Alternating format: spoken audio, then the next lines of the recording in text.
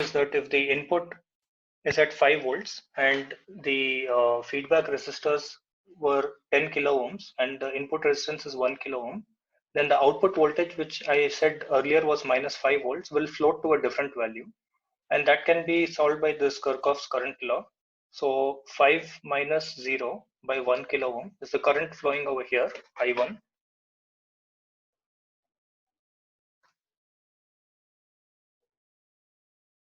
And the current flowing out here is I2. And I know that I1 is equal to I2 because the inputs draw no current. That's the other golden rule. So 5 minus 0 by 1 kilo ohm is 0 minus V out by 10 kilo ohms. And that gives you V out is minus 50 volts. I put it as volts. And that is matching our formula, which is minus R2 by R1. That's minus 10 by 1, 10 times input voltage 5. That means the V out floats to minus 50 volts if I have a 10 kilo ohm feedback resistor over here. So the V out always adjusts itself to ensure that the golden rule 1 is met. We also looked at some applications of negative feedback.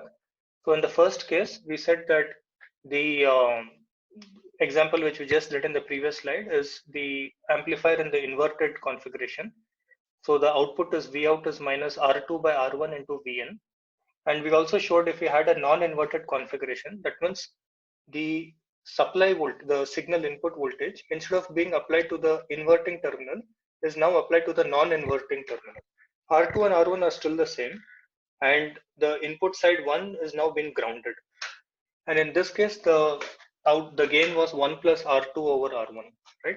So here it was R2 by R1 minus R2 by R1, and here it was 1 plus R2 by R1. And then we said that, once you are able to get minus R2 by R1, you can use the principle of superposition and get a summing amplifier. That means the input over here, the output here will now be a linear combination of the inputs as weighted by the various resistors. So the output will be minus Rf by R1 into V1, minus Rf by R2 into V2, minus Rf by Rn into Vn, so forth. And we also talked about the voltage follower. So here the input is again given to the non-inverting configuration. So the input is given to the positive terminal, and the negative terminal is now directly connected to the output. So if you follow the golden rules, then no current can flow into the input. And since both inputs are at the same voltage, so the negative terminal gets the same voltage as the positive terminal, and that is fed to the output. Or in the other way of looking at it is the output floats to the value equal to the input, so that the difference between these two remains 0.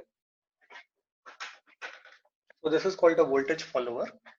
And this is something you could also convert into a constant current source by, let's say, adding a resistor. So if I were to add a resistor,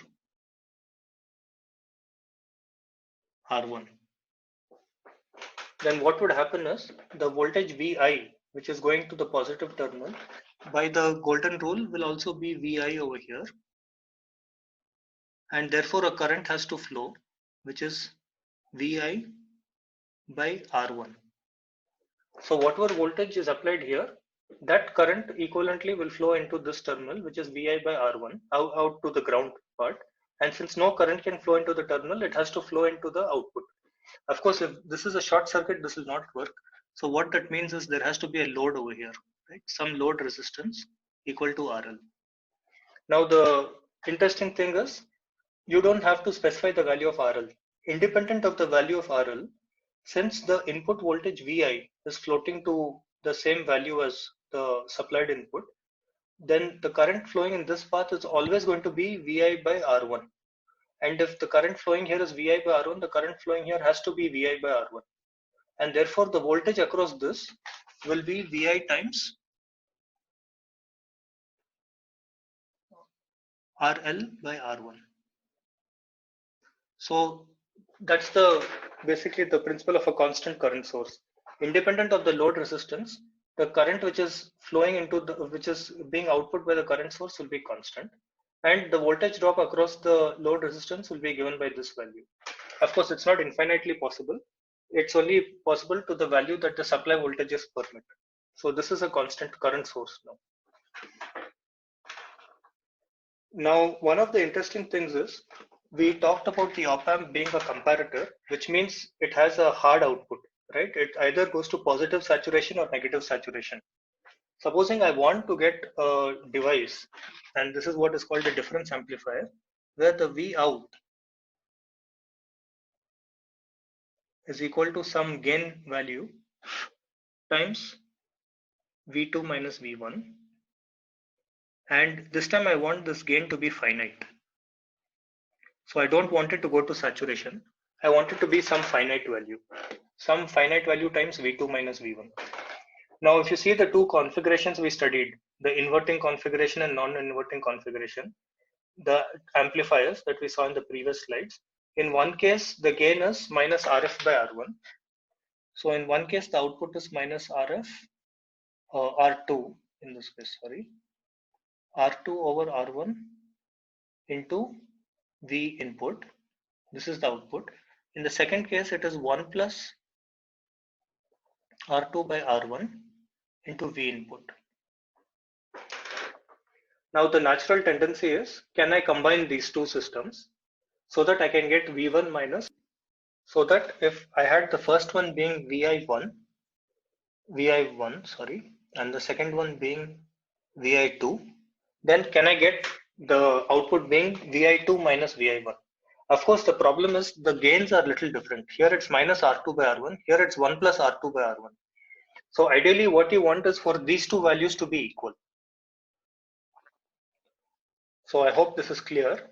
So in one case I have VI1 which is being applied here, and in the second case I have VI2 which is being applied here. And if I have the same resistor R1 and R2, that means I'm following superposition. Supposing instead of ground I had VI1 over here. Then following these rules, we should actually be getting an output which is 1 plus R2 by R1 into VI2 minus R2 by R1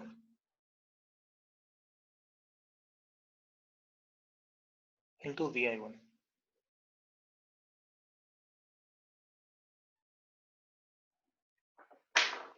And what I actually want is something which looks like A times V2 minus V1.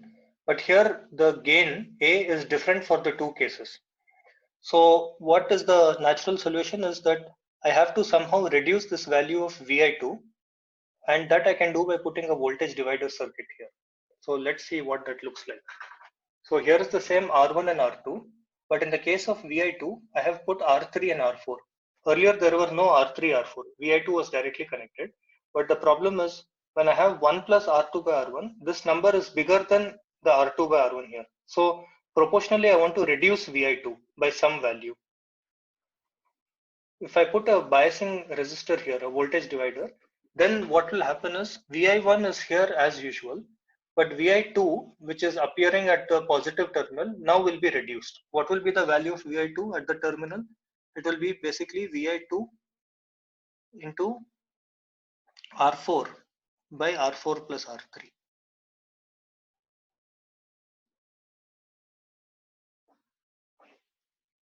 And if you were to solve this circuit, then you can basically see that if the ratio of R3 over R4 is equal to R1 over R2, so let's write that out.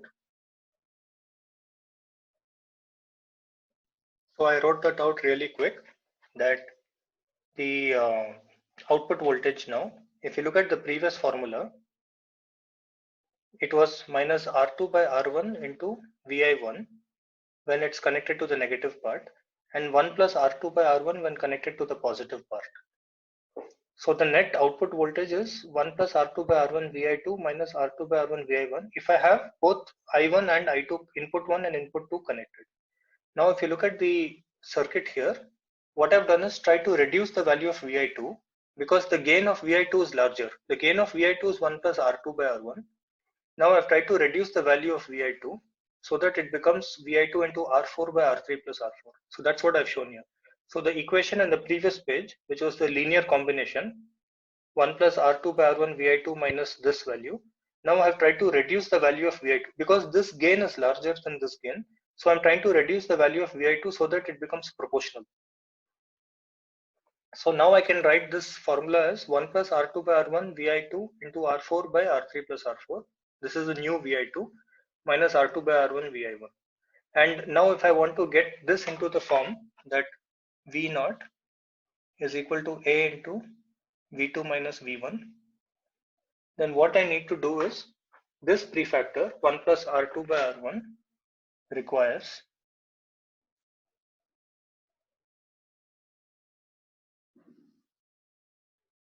into R4 by R3 plus R4 should be equal to R2 by R1.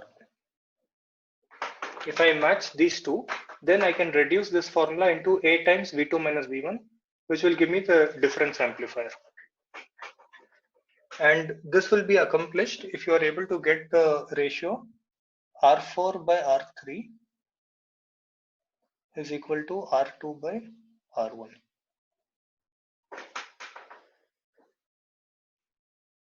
And that is something you can work out. It's kind of straightforward. By dividing R3, by taking R3 out over here, and you will get R4 by R3 into 1 plus R4 by R3, and then the 1 plus R4, etc. You can work it out. It's straightforward. So bottom line is, if this formula happens, then what you can show is the output voltage is R2 by R1 times Vi2 minus Vi1. That is the Vi difference. So the output will now become R2 by R1 times the difference of the input voltages. So this is therefore called a difference amplifier. It's amplifying the difference between the two input voltages. Now we saw the same thing with the regular op-amp, right? Without any feedback and resistors. We said if there is an input voltage 1 and 2, the output is 8 times the difference. But in that case, it was more of a comparator. It's not a difference amplifier. A comparator means if there is even a small difference in the input, the output will go to the maximum value. That's why it converted a sine waveform into a square waveform. Whereas this circuit can amplify a sine waveform. That means if my input is going to look like this, then my output can actually look like this. Whereas if it's a comparator and the input looks like this, the output is just going to be a square waveform of constant magnitude, which is like the saturation voltage, right? So that's the difference between these two. So this is a difference amplifier which amplifies the difference between the two inputs. Now the statement here is that the efficacy of the differential amplifier is measured by the degree of rejection of the common mode signals in preference to differential signals, and this is known as a common mode rejection ratio. This is something you might have to measure in your laboratories. And we discussed this last time that if I have two inputs, V1 and V2, then I can V1 and V2 can be expressed as the average value plus the difference and minus the difference, where the average value is called the common mode value, that is half times V1 plus V2. So that's the average of the two, that's the common mode signal. So here is the common mode signal, and from the common mode I'm taking out half the difference. So the difference is V2 minus V1. So if I take half the difference and I can supply to the positive side, and half the difference and supply to the negative side, vice versa. And that's known as basically a common mode and a differential signal. And the common mode rejection ratio is the ratio of how well the system can, reject the common mode signal. So in this case, I can write the output voltage V out as the differential gain times the, in this case we call it VID, times the difference voltage plus the common mode gain, which is over here ACM, times the common mode signal VICM. So the output can also be expressed as this, the same thing as what we wrote earlier as A times V2 minus V1, where A is R2 by R1, right? So whatever we wrote as A into V2 minus V1 can be expressed as AD VID plus ACM VICM. And the point is, the common mode rejection ratio is the 20 times log of AD over ACM. That means how well is it able to amplify differential signals and how well it is able to suppress common mode signals. So we want this number to be very big. So AD should be infinite and common mode should be 0. That's the basic logic. Let's look at some more examples of the op-amp usage. So hereafter we'll, not go into too much detail, but we'll just look at these explanations in a way that we can quickly understand them. We are following the same golden rules. Why are we following golden rules? Because there is negative feedback. This is a minus terminal and there is a negative feedback. So when you are applying negative feedback, you can follow the golden rule. Here is the resistor R, and earlier we had R2 and R1. Now in place of R2, we have a capacitor C. How is this circuit going to be analyzed? The very same way as what we did earlier. So if you assume that the voltage here is the same between the two inputs, then this is ground. And since this is ground, then what we are going to do is V1 by R is the current flowing in, that's equal to I1, is equal to the current flowing out, and the current flowing out is 0 minus V0, and the current flowing through the capacitor is C dV by dt, right? So capacitance times d by dt of this value, that implies V1 by RC is equal to dV0 minus dV0 by dt, or the V0 is equal to minus 1 over RC times integral V1 dt. Okay. Plus there might be some, initial voltage across the capacitor. So that also has to be taken into account. That would be, so if this were from 0 to t and plus some, initial value, plus say there was some initial value of the capacitor at time or before time 0. So something like that. And normally we can assume that this value is 0. And so you basically have an output which is an integrator. So this circuit is an integrator. Now, correspondingly, what would this circuit be? Well, by the principle of duality, you would expect that by switching the places of R and C, you will get a differentiator, and we can indeed see that. So here it becomes V. The current I1 is equal to C dV1 by dt, and I1 is equal to the current I2 flowing out. So that is equal to minus V0 by R. This implies V0 is equal to minus RC. So using the op-amp, basically you've got an integrator and a differentiator. Now, we are not going to go into the details too much, but the basic idea is this circuit can have some problems, such as when there is a certain frequency response that we have not studied in the course, but if you look at the impedance of the system, it's given by what you have as 1 by RC can also be written as 1 by j omega RC as the output over input. So V0, if you look at the S domain or the j omega domain, I think that will work out to be something like this. And basically what you see is that there is a frequency response. If omega is 0, then essentially the output voltage will go to infinite. No, the way this works is, let me just get this right. Let me just also make sure to get the negative sign here. Yeah, so like we said, if the omega is tending to 0, if the omega is tending to 0, that means it's a DC signal. If it's a DC signal, that means this capacitor is an open circuit. If the capacitor is an open circuit, that means you have lost your feedback path. If you have lost your feedback path, that means the output is what? Some A times delta V, and that A is basically infinite because this is an ideal op-amp and it has an open loop gain which is close to infinite. Therefore, ideally what's happening is the output voltage is becoming like, infinite or the saturation value. This is clear? So basically we are saying that if omega is 0, the frequency is 0, then this term becomes actually minus infinity over here, or you can say that minus VEE. That means this has become an open circuit, and since I'm applying a positive input to the negative terminal, V0 is A times V2 minus V1, so it's minus VEE. It's switching to minus VEE. And similarly, if omega tends to infinity, then the output becomes 0 because this becomes a short circuit. Now, if you want to have like a proper frequency response, then you would have to design the circuit to have maybe some capacitor here and another resistor here, but we are not going to go into these higher order corrections.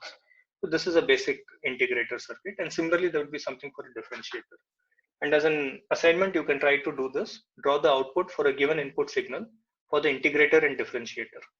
Note that RC is the time constant of the circuit, and you can choose your value of RC and see how things will change for different frequency values. Here I have not specified any frequency. It's assuming that the circuit is fast enough to respond to these signals. Just what is the regular differentiation and integration of this.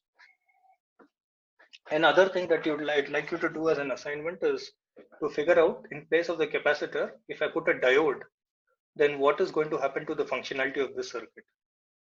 So I have the same resistor, the positive terminal is grounded, and in the negative terminal I have a feedback path which is going through a diode. Okay. We look at some diode based circuits, and that will help you solve this assignment as well. So let's look at the next one, which is called a precision rectifier. This is a half wave rectifier, just like what we did earlier with the diode circuits. The only thing is the applications of the precision rectifier is where a very small voltage of the order of 100 millivolts has to be rectified. So you know that in the PN junction diode, when we had the rectifier circuit,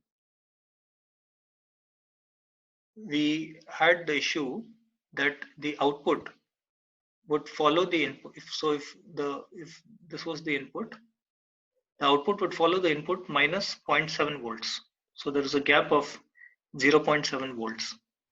What if my input signal is less than 0.7 volts? If my input is less than 0.7, then my output is basically always 0, because less than 0.7, the diode can never be forward biased. So if I have a signal which is like say 100 millivolts peak to peak, then this diode rectifier doesn't work. And this is where the op-amp comes into play, because the op-amp is an amplifier. So let's see how the op-amp solves the system. In this case, I have the input voltage applied to the positive terminal, and I have the diode as a feedback path to the negative terminal. And below the diode, I have a load resistor over here. I know based on the op-amp equations that the difference Vi minus Vo into A, so this is the input voltage. The output voltage, I should put it here. So this is the Vo. So Vi minus Vo, because Vo is the voltage seen at this negative terminal. So Vi minus Vo times the amplification factor is equal to the voltage at the output of the op-amp. The Vo is not the voltage at the output of the op-amp, it's the voltage which is being supplied to the next stage. Va is what is coming at the op-amp output terminal. Okay. So Vi minus Vo into A is equal to Va. And we also know that Vo plus 0.7 volts is equal to Va. Because when the system is forward biased, then whatever voltage appears at Va, it's basically dropped across this diode and load resistance. So the diode to be forward biased is 0.7 volts. Thereafter, any voltage will drop across the load resistor, and Vo will see that voltage. Therefore, Vo plus 0.7, Vo is this value, plus 0.7 across the diode is equal to Va. Okay, let me write it here explicitly.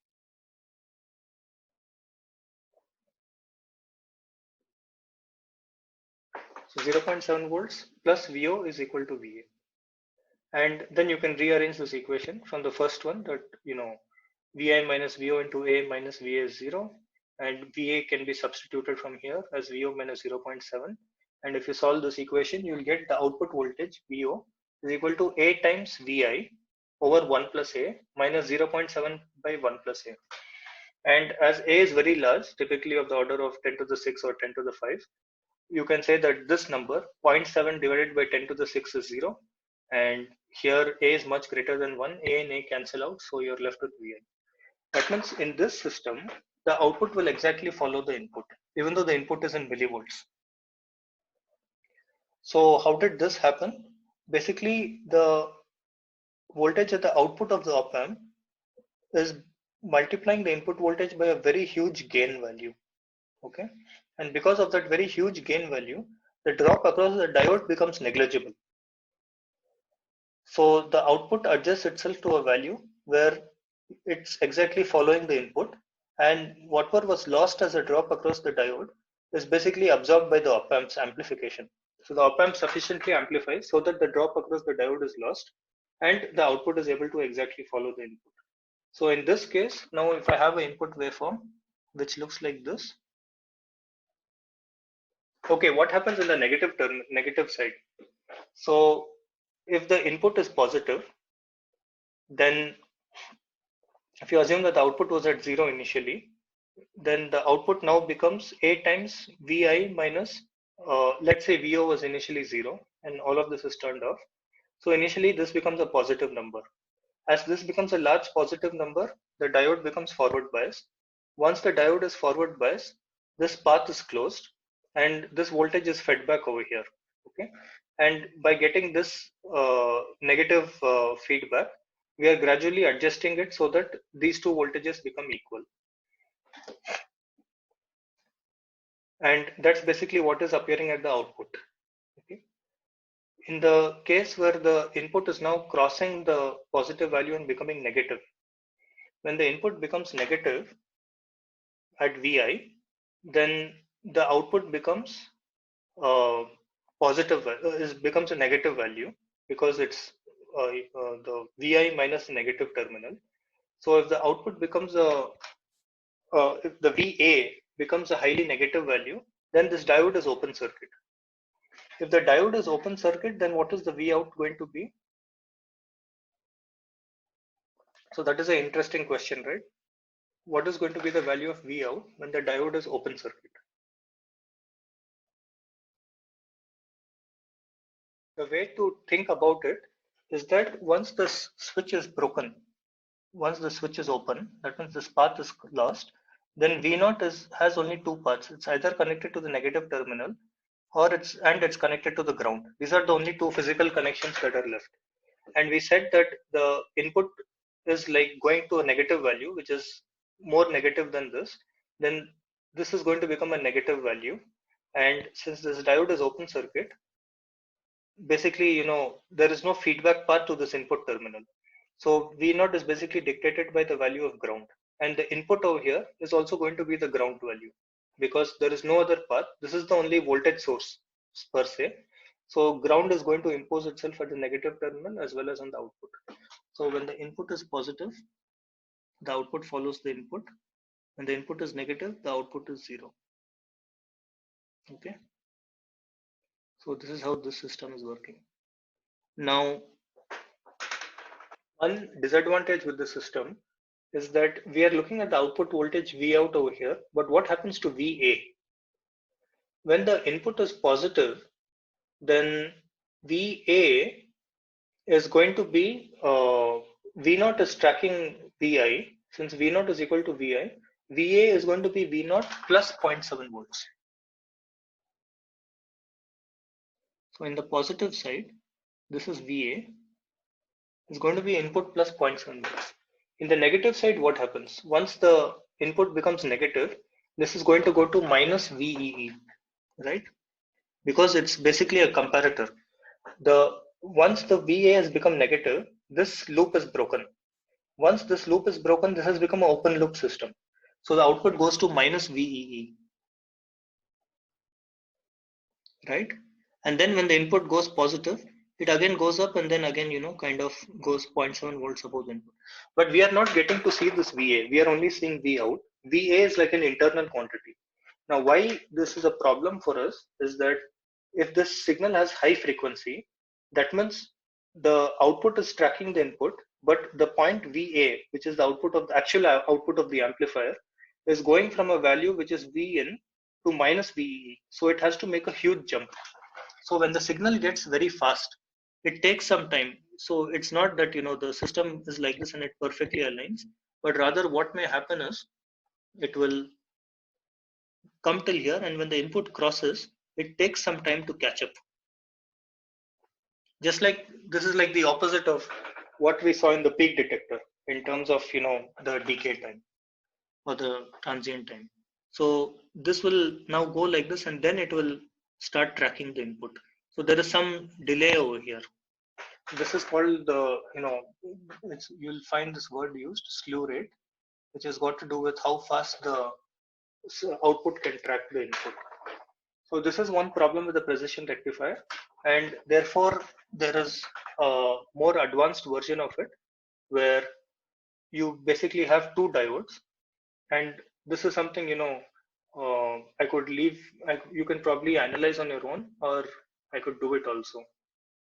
But to quickly point out that if the input, we see that the positive terminal is grounded here and the negative terminal is connected to the input. So if there is a positive input, if Vi is positive, then Va is going to be a negative number, because Va is, let me just write it quickly. Va is some amplification of Vi, not Vi, since the positive terminal is grounded, so I'll just call it as 0 minus Vi. So when Vi is positive, the output is negative. If the output is negative, then what happens is D2 becomes forward bias, because this is a positive value and this positive number is coming here. The output is negative. So the Va is negative. I don't want to call it the output because V0 might be the output of the circuit. So Va is negative, and therefore this diode becomes forward bias. And because this diode is forward bias, this loop is closed, this feedback loop. And once this feedback loop is closed, then the output basically tracks the input value over here. Now, in the second case, if supposing the input is a negative number, then the output becomes a positive value. And once the output is a positive value, then what will happen is D1 becomes forward bias. And because D1 becomes forward bias when Va is positive, then the path you have is through D1. The V0 is connected here, and you're going through this path. And this is basically, you can think that the D1 switch is on. Once the switch is on, then it's back to the original system, which is RF by R1, right? So the output is minus of RF by R1 of the input. Now, if you consider the other case, which we started off with first, that is, if the input is a positive number, then the output is negative. And if the output is negative, then this diode is kind of forward bias. And because this is a short circuit, then you know that due to this negative feedback principle, this point will now be equal to this point. So this will also become ground. And if this becomes ground, then through the resistor, the output is connected to ground, so it is 0. So when the input is, so I guess this is like an inverting rectifier, and this is something we should just double check. But it seems that when the input is positive, the output becomes negative, and the Va becomes negative, and the output is 0. And when the input is negative, then the output is basically tracking the input, because a negative input will lead to a positive thing here, and that will kind of close this loop. And the gain is minus RF by R1. So you have to be a little careful about how we draw this. Maybe you can actually do it as a homework assignment and solve this circuit and see what is the input sine waveform and what is the output corresponding to it. Now, we have basically talked about two cases. The op amp, the first one is the op amp in the open loop system, where it behaves as a comparator. That means it just is a square waveform generator. In the second case, if I put a negative feedback, then I suppress the gain of the system, but I'm able to get nice properties like, getting an integrator, differentiator, a summer, voltage follower, and all of these are made possible.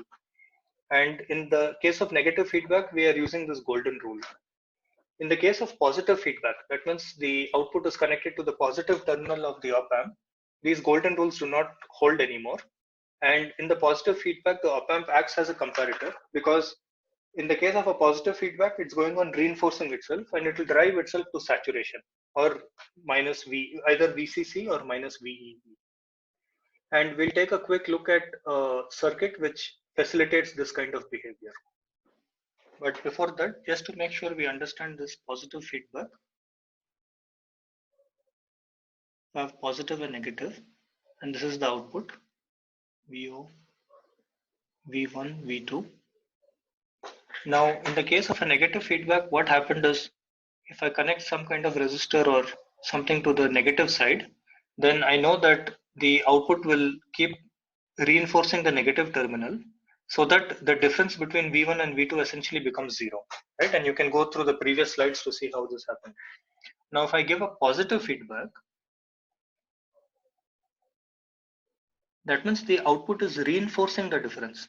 Earlier, the output was opposing the difference by connecting it to negative feedback was opposing the difference, opposing delta V, and here it is reinforcing delta V.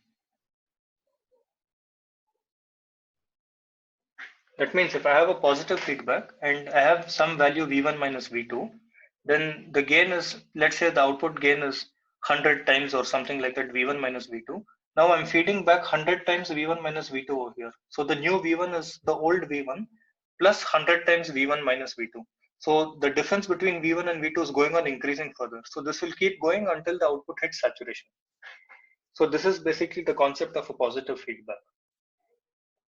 So here is the Schmitt trigger, which is basically a comparator with a hysteresis. What is a comparator? Something that goes to either a positive saturation or a negative saturation value.